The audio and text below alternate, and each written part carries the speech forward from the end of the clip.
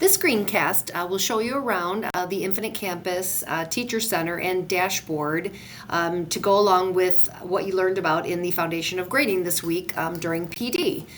You'll get a much deeper training on Infinite Campus for sure, but I just wanted to show you a few things that you learned about this week. So I'm in the Teaching Center on Infinite Campus, and I want to show you the category weights that were discussed during PD. So I'm going to open up one of my classes, and if I go into the gradebook, there's an area for settings. So I'm going to expand the area for settings, and then I'm going to select categories.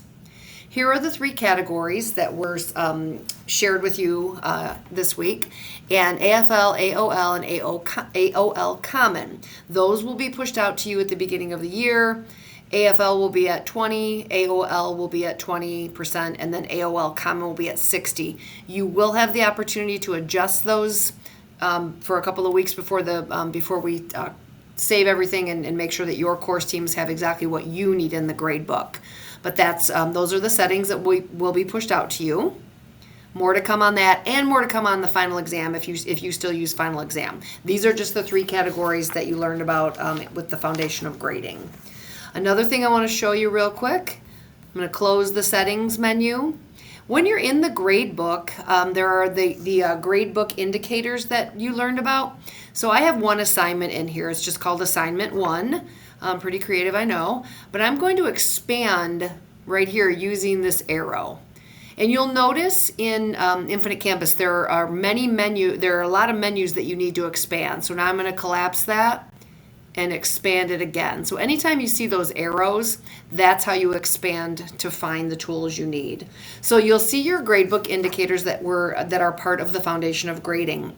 These are check boxes that you can use to indicate how the student did. So the T is right here, and again that stands for turned in, and this is not calculated in the student's overall grade. So that's a T, and you would just select that if you want to use the T.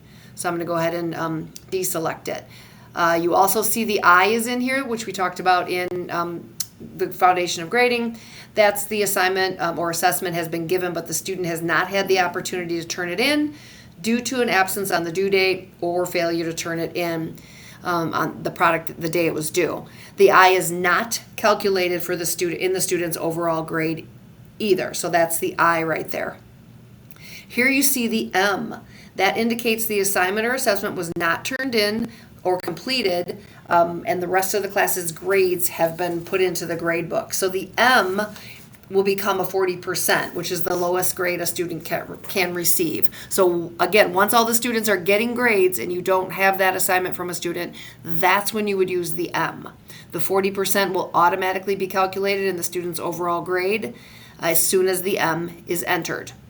You see there is an X in here as well, so you can use the X to indicate that a student does not have to complete that assignment, and obviously it won't be calculated in the grade.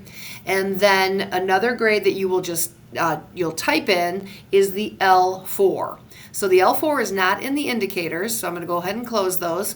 That is just our indication that L4 is the lowest grade a student can receive, and you would type that in. So I'm going to type in an L4, and you'll see that right there. So when a student scores lower than a 40% on any given assessment of learning, L4 will be entered and will be calculated in the grade book. So that's when you type. Please let me know if you have any questions or if I can help.